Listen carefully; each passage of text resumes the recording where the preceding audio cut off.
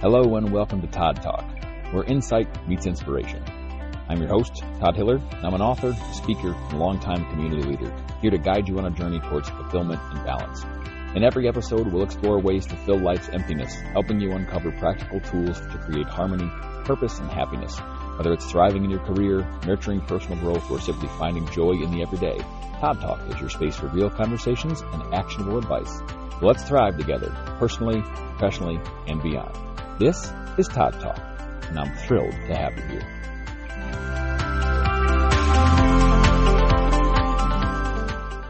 To say it was a tough start was an understatement.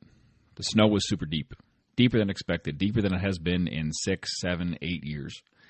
So deep that the bottom of the maple trees was buried, so deep that walking through the snow meant we sunk right up to our knees and sometimes even up to our waist where the snow drifted, piled up, and gotten really, really deep on the edges of the road.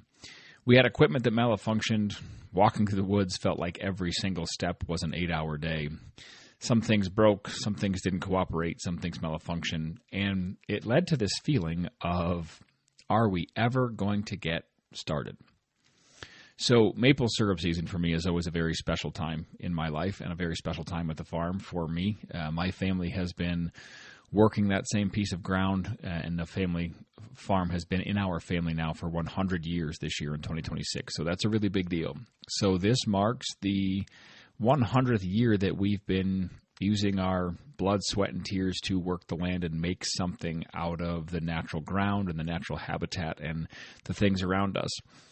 And I have always loved maple syrup season for so many reasons. And it's supposed to be about anticipation.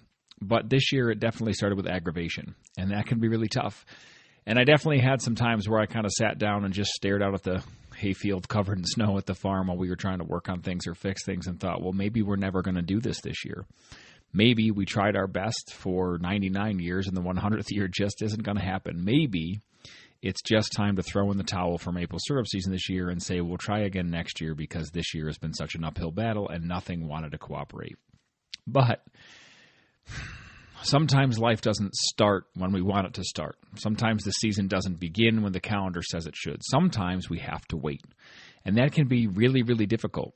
And in the case of farm chores and maple syrup and really anything that has to do with farming or being outdoors and working the ground is that nature has a schedule.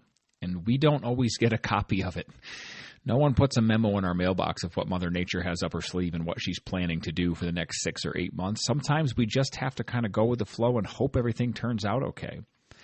So, briefly, I'm going to touch on how making maple syrup works and the most high level of senses because I realize that some people might not know.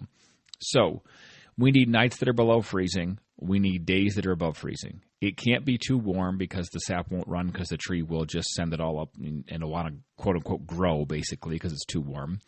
If it doesn't freeze at night, the sap doesn't travel up and down through the tree and stay, when it's freezing, stay in one spot. And then the next day when it warms up, it runs past our quills as it flows through the tree up and down past what's called the sapwood.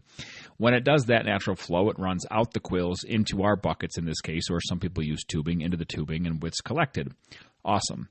So at its most basic sense, it requires a really delicate balance, even for the sap to run. The weather really has to cooperate. Now, we had some bitter cold temperatures. We had 6, 8, 10, 12 below zero temperatures at the end of January and the beginning of February, so things were frozen solid and locked right up. And now next week, they're calling for temperatures in the 70s here in Connecticut, which means that there's a good chance the season might come to a screeching halt and say, that's it, we've had enough. We think it's summertime, the trees are going to change, and then we're going to want to grow. So you can tap every single tree in the woods, but if the weather isn't right, the sap won't run and it won't yield anything. And that's a difficult thing to work against and a difficult thing to have kind of in your mind. And the connection to life is that effort matters, preparation matters, but timing matters too. And so this whole episode isn't just about making maple syrup, even though that's the introduction and how we kind of started. You guys know usually a lot of times I take a story about something that happened to me on the farm or outside or while I was working, and I sort of weave that into something and a bit bigger conversation about life in general or some tools we can use when life gets difficult. So I think preparation plants the tap, but patience fills the bucket. So we can prepare and get all our tools ready, and we can go out and drill the hole and put the taps in and say, everybody, here we go, we're ready. But then we have to wait. We have to be patient and wait for the weather to cooperate to fill up the bucket of sap and give us something to actually boil and turn into maple syrup. So, this phrase kind of popped into my brain, the power of the pertinent pause. And sometimes the healthiest thing we can do is pause rather than push. Sometimes we need to reflect rather than rush. And there are lots of things in life that require us to be patient. And I think almost none of them are things that we want to be patient about. Typically, the things that require a lot of patience, sometimes we would just rather it happen right away. And, when it comes to this, the power of the pertinent pause, there's some other P's. Boy, this must be a letter swimming around in my brain. So, that pertinent pause kind of prevents pointless panic. Oh, that was a lot of fun. A pertinent pause prevents pointless panic. So when it comes to these things in life that we have that make us want to panic or make us want to rush, pausing and stepping back long enough to see the situation clearly really sets us up for success rather than saying, I just want this to hurry up and get itself over with. So, and from a perspective wise, you have to ask yourself, is this permanent or just present in the moment right now? Is this going to last forever, or is this just something that feels frustrating and feels really heavy because it's what's right in front of me and what I'm up against? We've talked about this in other episodes too. Sometimes the biggest things we think that are right in front of us are these big giant hurdles. We ask, well, how much will this matter? It's 6 hours from now, or 6 days from now, or 6 months from now. And a lot of times the answer is, well, this won't matter 6 minutes from now. I'm just really frustrated in the moment. So give yourself that perspective to say, hey, is this permanent or is it just present right now in the moment? And then when you go to move forward and kind of proceed through this, you have to do it when the moment is right. I can't go around and take every single bucket we have off the trees and try to dump them out into our collection tank if there's nothing in them, because we won't have anything to make maple syrup with. And much the same, you can't proceed with things in life when the moment's not right. If there's something you have to wait for, if there's a person you need to talk to, if there's something you need to fix, a problem you need to solve, a relationship you need to work through, or a problem in that relationship you need to work through, you can't just rush through it and say, well, I'm going to do it right now, especially if it requires another person. If it's a difficult conversation you need to have with someone else, or a tough conversation, and not even in a negative way. It could be a tough conversation that's going to make both of you feel better in the long run, but it's just a really big thing to talk about. If only one of you is ready and only one of you is present, or only one of you is physically there to talk, you can't do that yet. You can't have the conversation. You have to wait until that moment is right. And frustration grows when we demand that progress during a season designed for patience. Progress is something we all hope for. And sometimes we demand it, right? We say, we need to do this right now. It has to get done. And I was kind of like this at the beginning of maple syrup season. I was getting frustrated. I'm like, we finally got the trees tapped and the weather finally broke. And then we finally got sap to collect. And then guess what? We started to try to pump it up the hill to our sugar house, and the pump, one of the hoses in the pump blew apart, and we had to get a whole bunch of stuff to fix it. And then we tried to put it all back together and fix it. And one of the fittings we had was the wrong thread. So the next day my dad had to go back and get a different fitting. It was one thing after the other. And my frustration was definitely growing, because I was like, we need to keep going. We only have a short window to make maple syrup. The weather is going to change and we're going to lose the season. And I was trying to demand this progress during a season that required me to have patience. Because the true fact of the matter was, I could not rush. I couldn't make the stores open at 9 o'clock at night so my dad could go get this new fitting. I couldn't magically do that. Couldn't just, snap my fingers and have a piece appear that was correct so we could glue everything back together and fix all the pipe fittings and say, we're back in business. I had to be patient, but it was definitely frustrating, believe you me. So the danger of that, the danger of forcing that is, it makes the frustration grow, it makes the frustration bigger, and it doesn't actually get you anywhere. Forcing things rarely works. And in the fire service, the first thing that comes to mind, like, we can force a door. That's what we call it when we have to open a door forcefully. If it's locked and we have to get in to help someone or fight a fire. But, I can't force the sap to run. I can't force the weather to cooperate. I can't force crops to grow. I can't force my body to heal any faster if I get cut or hurt. I can't force clarity in a situation that it takes time to think through and work through. I can't force someone else in my life to automatically feel better about a tough conversation we need to have or a tough conversation we just had. You can't force that stuff. You have to let it evolve and you have to let it happen. And this is really true when in regards to problems or conversations or situations with other people, and a lot of times people close to you or in close relationships with you, because if you try to force the issue and the other person isn't ready, you're going to make things way worse. So bring it up in the present moment and work through it and be willing to work through it. But you can't just say, well, that's great. Everybody now get over it because we said it out loud. Nobody can feel anything anymore. You have to just get over it. You can't force that kind of healing or that kind of clarity. And you can rush your effort, but you cannot rush the outcome.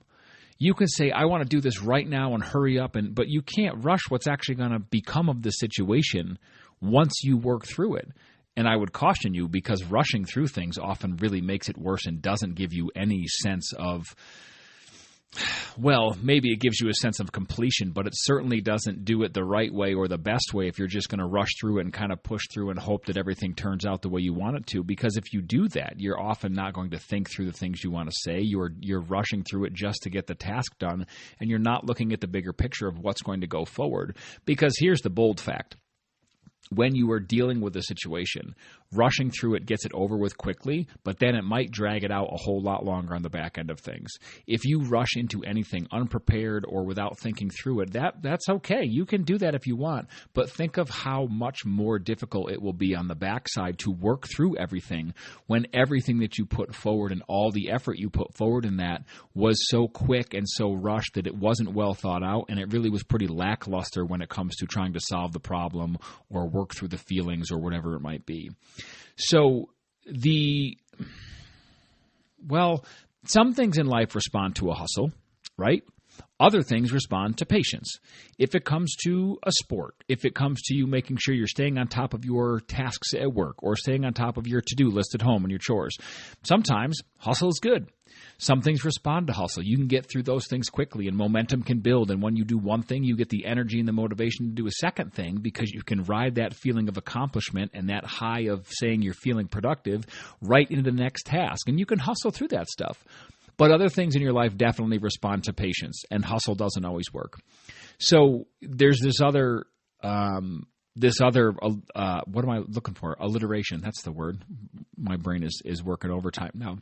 So pressure, pushing, and panic rarely produce progress, right? Pressure, pushing, and panic rarely produce progress. That's a whole lot of P words. But the idea is that when you're under pressure or when you approach something with this pressure and you push through it and you rush through it and you panic through it, you might get it accomplished. It might be over and done with, but it's probably not a very productive result on the backside.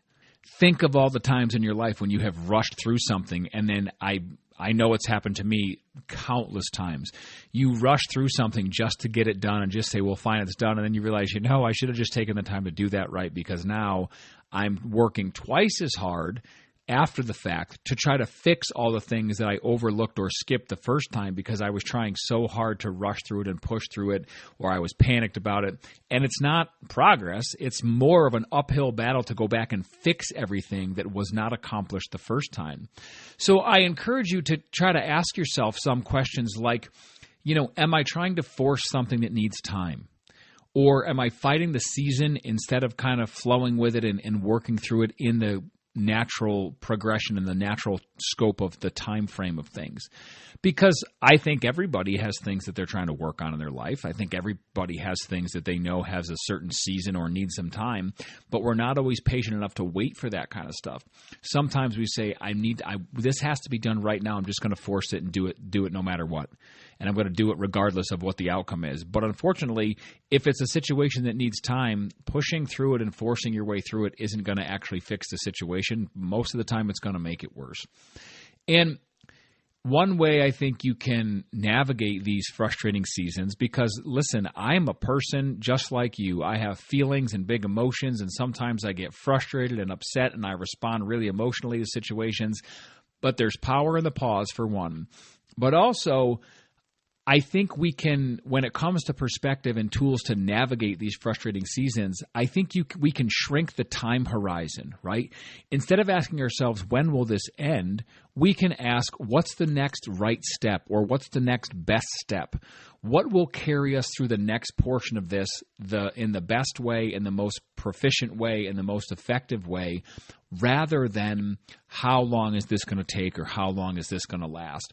Because if that's what you ask yourself and that's the perspective you have, all you're going to be focused on is the end result because you want it to be over with, and you're not going to care how good or what quality of things happen along the way. And that's not a good way to approach anything. And I get that it's frustrating. I understand that it can be really difficult, and sometimes you just want to scream and say, but I want this to be over and done with. I just need to move on. I get that. But instead of saying, when will this end, ask yourself, well, what's the next thing I can do to put my next best foot forward to keep walking through this? How can I keep going through the storm in a way that will get me to the end eventually, instead of just focusing on the end? And another thing you can do when it comes to these tools is, expect imperfect starts. Many good things, actually lots of good things, begin badly. One of the slides I have in one of my presentations for one of the speeches that I do is begin with the bad. Because everything in the beginning should be bad. If you've never done a task, if you've never done a skill, the first time you do it, it's not perfect. And if it is really good, they call that beginner's luck, or maybe you have a natural talent for it. But the first time you do something that you've never done before, it's never really all that good.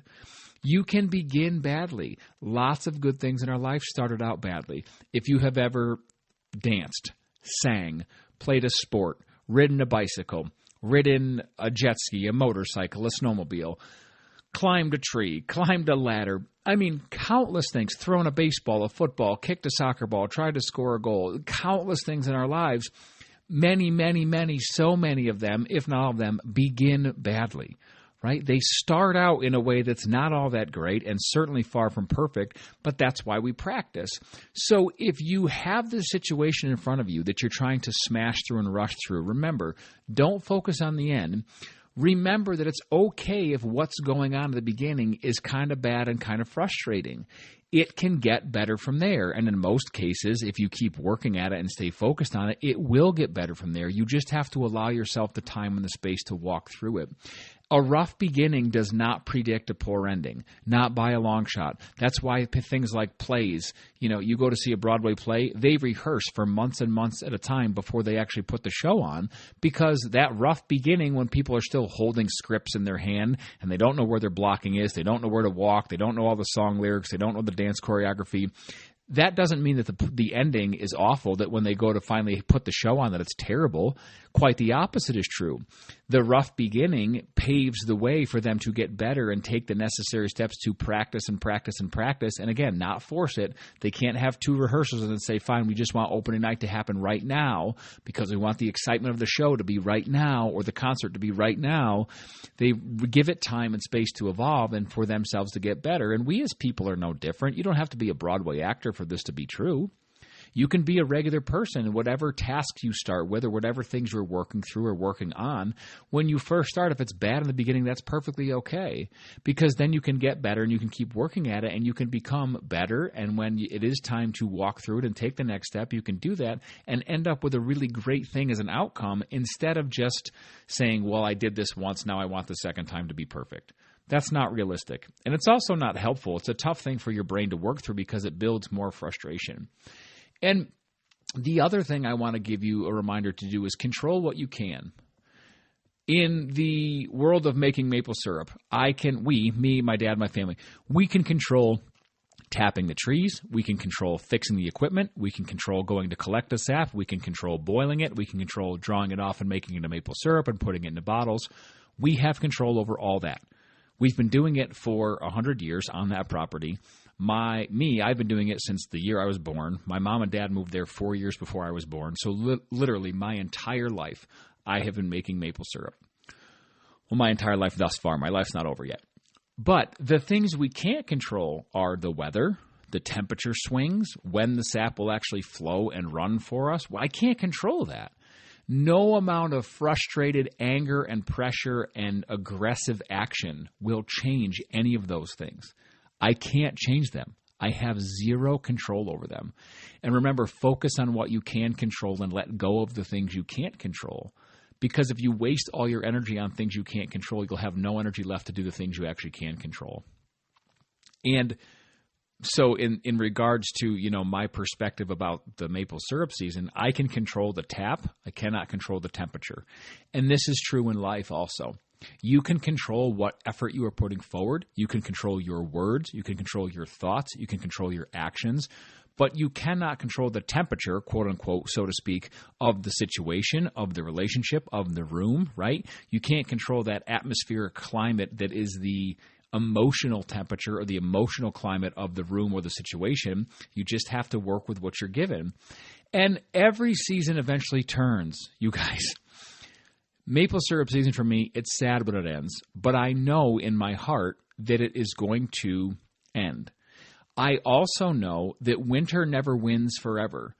The snow was super deep. We had snowstorm after snowstorm after snowstorm. The snow was piled up and the trees were cold and the temperatures were cold. But I know full well that cannot last forever. Eventually it's going to start getting warmer. And even if our maple syrup season is short, it is still going to show up for us. Every season eventually turns. If there's something you're frustrated with, if there's something you're angry about, if there's something that you're like, oh my God, this is the most stubborn season of my life that I've ever been through. I don't know what to do. I feel so stuck. Remember, it's not going to last forever.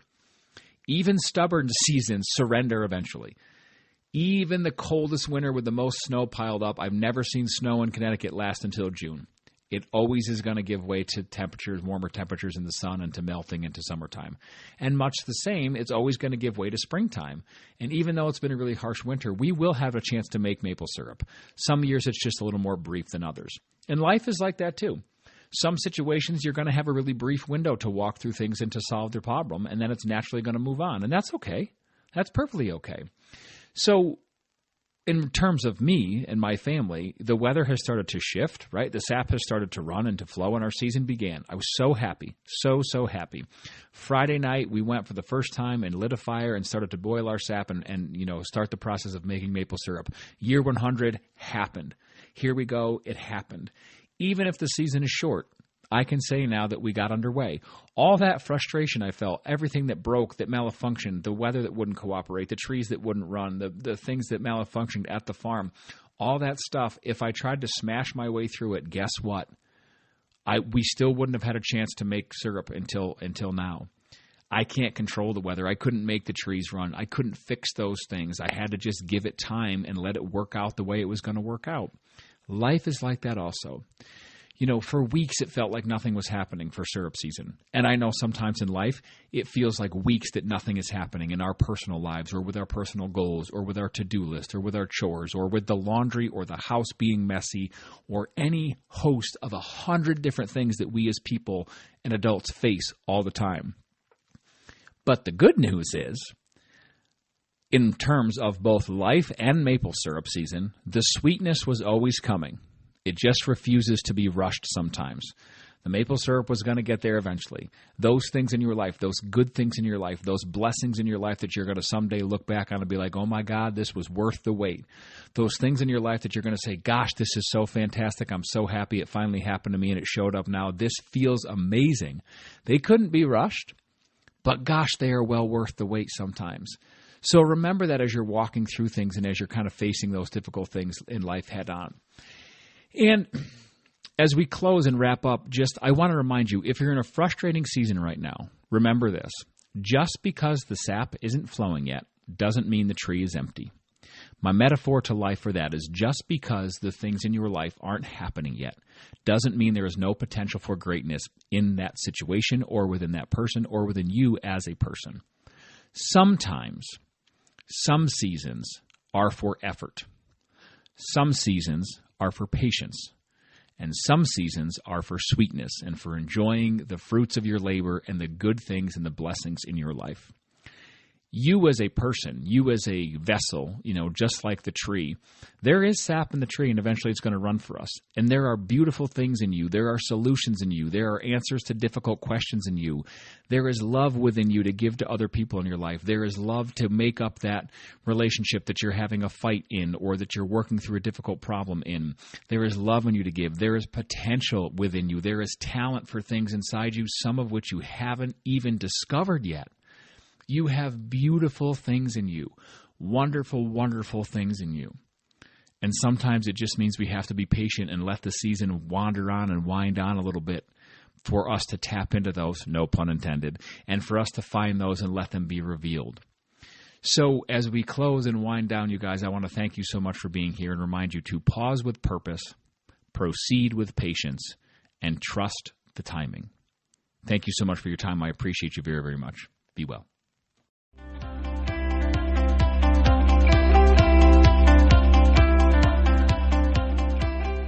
Thanks for tuning in to Todd Talk. If you've liked what you've heard, please go ahead and subscribe and follow along so you don't miss any updates or new episodes. Thanks very much and enjoy the rest of your day.